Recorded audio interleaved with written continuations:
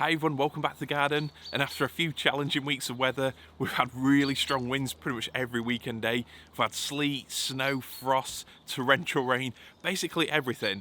Today is finally a weekend day with blue sky, the sun shining, and you can hear the birds in the trees singing away. So it's fantastic to actually be outside for a change. And today I want to do a video about one of my favourite plants. Yes, I know I do overuse that phrase a little bit, but today it's definitely one of the most visually striking plants that you can grow here in the UK.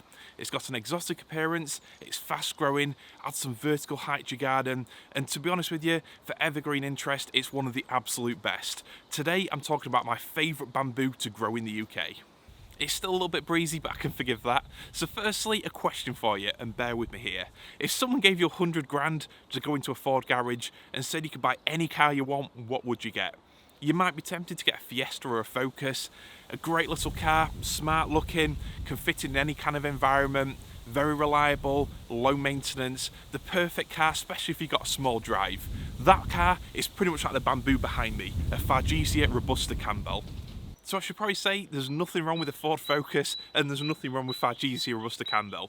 It's a fantastic bamboo, and the reason why I recommend it is because it's so reliable, it can grow pretty much anywhere, it needs very little extra care, it's happy in sun or shade. As long as it doesn't completely dry out, it's absolutely fine. So it's a great plant for any kind of tropical garden, a great low maintenance backing plant, something to brighten up a shady spot, and something to give interest as the wind blows through those leaves. It really adds movement to a garden.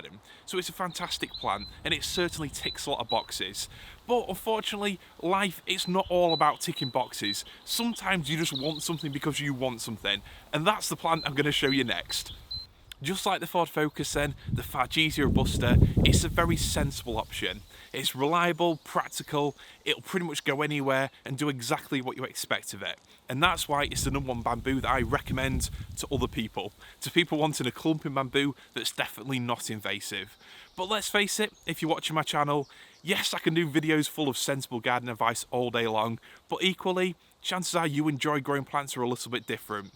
You enjoy taking risks, you enjoy growing plants for amazing impact, something that not everyone grows, and definitely plants that have got a real exotic vibe. And that's where my choice comes in. It's the one behind me, Phyllostachys vivax Aureocaulis.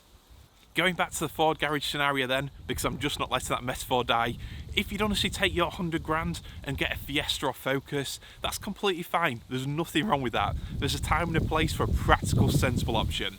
But personally, I'd take that money, I'd go in, I wouldn't even see the Focuses. Because in the middle of the garage, on a revolving turntable, there'll be a bright yellow, bold Mustang, a 5-litre V8 car that's completely impractical for the UK, completely out of place, it's thirsty, it's definitely high maintenance, and it's something that if you don't treat it with respect, you could end up with it in a hedge. And that is pretty much what the Vivax Aureocaulis is. This is a bold bamboo, it's definitely a really exotic plant, and it's one that you should certainly treat with a bit of caution. So to explain myself a bit more, I've come back to the Fargesia robusta, and as you can see, it's a very green plant. You've got these dainty green leaves. Yes, it's graceful, but the canes or culms, they only really get to a centimetre or so, and they're the same kind of green-yellow colour. So it definitely fits in as a backdrop plant, great for screening, great for covering up a fence or garage, anything like that, it's absolutely perfect. But it doesn't really grab you, it's not a statement piece. For contrast then, the plant behind me is the Phyllostachys vivax Aureocaulis, and it's got these amazing golden colour culms. That's the first thing you notice when you see it. It's such a bright, bold colour. We don't see this colour a lot in UK gardens, especially not in the middle of winter. So it's fantastic for evergreen interest, for something that's got real height, real presence in the garden. It's architectural, it's structural, it's sculptural. Whatever word you want to give it, this plant has got it. And this is still a young plant too. So these culms or canes are maybe about 25mm, 30mm. They can easily get up to 2 inches with a bit of care. And if you really pamper it, even 3 inches is possible. And we're not talking about something that's going to take 20, 30 years to get there. This is something that will size up significantly in maybe 4 or 5 years, and in 7 or 8 years it can be its maximum size. So it's a very fast growing plant, as bamboos are, and it's a plant that certainly deserves the optimal spot in your garden. Here, I've used it at the far end of a jungle clearing area. So as you head out into clearing, the garden opens up, it's a focal point in the distance. It's something you're definitely going to notice, and it's a great backdrop to my other exotics I've got in front of it.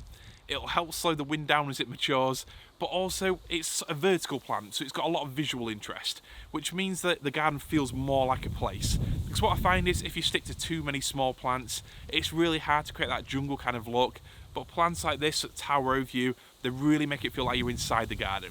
So it's absolutely fantastic for that. There is an even more incredible version you can get called Phyllostachys vivax Aureocaulis, which is essentially the same plant but with green stripes on the culms. They alternate between the yellow golden colour. It looks absolutely amazing. I've got a couple of young plants here, but they're still sizing up, although I'm hoping that they'll be even more special than this in years to come. So why would you want to grow Phyllostachys vivax Aureocaulis? It's an absolutely incredible plant, it's got real impact, and interestingly enough, when one of our friends came around the garden that we had at the old house a few years ago, out of all the plants that I grew, all the tree ferns, palms from all around the world, the one plant that really amazed her that you could grow here was this bamboo.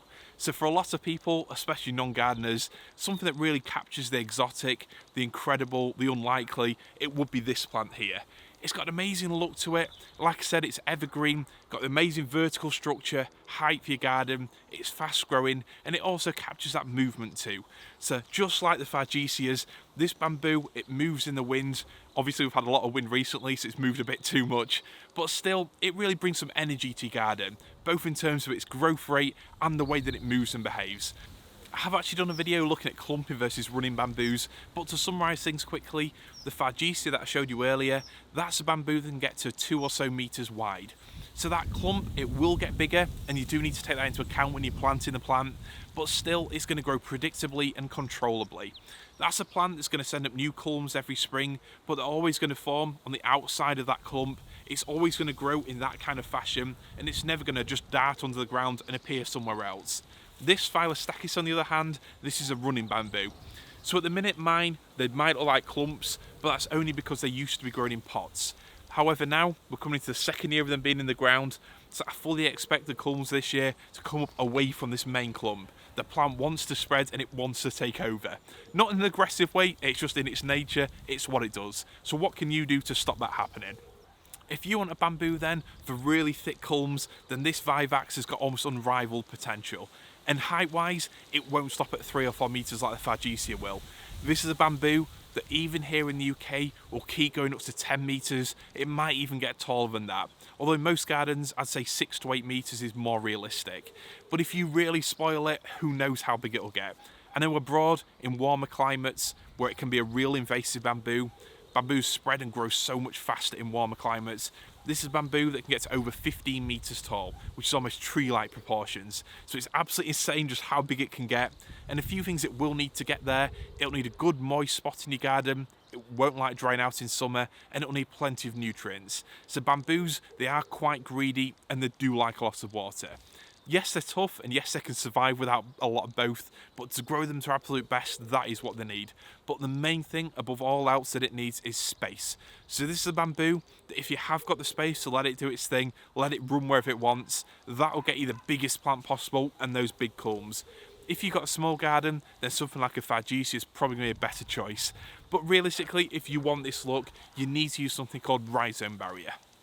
Rhizome barrier then, or root barrier, it's basically really thick plastic. It comes in a roll and you need to dig it in around the plant to actually stop it pushing those rhizomes out, and that will keep the plant fairly well contained. I dug some into the ground around the Vivax at our old house, and I will do the same here. It's just a case of affording it because it is quite expensive, and as you can probably imagine, I need a fair bit of it. I've got quite a few running bamboos around the garden. So that's something I'm definitely going to do. And one thing I would honestly repeat again in this video is that I don't think there's any substitute for rhizome barrier. Some people say you can use slabs, other people talk about concrete, but honestly, I think this is a bamboo that you need to use the proper stuff for, otherwise there's a chance it might escape. And personally, although it takes a huge amount of effort to dig it in, honestly, I wouldn't do it any other way, and I'd rather not sort of risk cutting corners and this bamboo escaping down the line. So it's a bamboo you need to keep controlled. It's a bamboo that will take more moisture to keep happy than the Fargesia, and it's bamboo that really needs more nutrients to absolutely shine. But honestly, All these things are absolutely worth it, because if you can do that, if you can control this bamboo like that Mustang, if you can drive it, if you can afford its upkeep, if you can keep it watered, then this is a bamboo that delivers like very few other plants can. It can bring unrivaled impact to your garden, and honestly, it can be an absolute showstopper, the centerpiece in your garden. So hopefully you've enjoyed this suggestion. Yes, it's not a plant for every garden, but if you want a real focal point to your garden, if you want something absolutely amazing, something that you'll see as soon as you walk out the back door, then this is a plant for you. So hopefully you've enjoyed this video, and if you want to know more tips about growing bamboos and how to get the biggest plant possible, then check out my video on growing giant bamboo in the UK. Thanks for watching, I'll see you in the next video.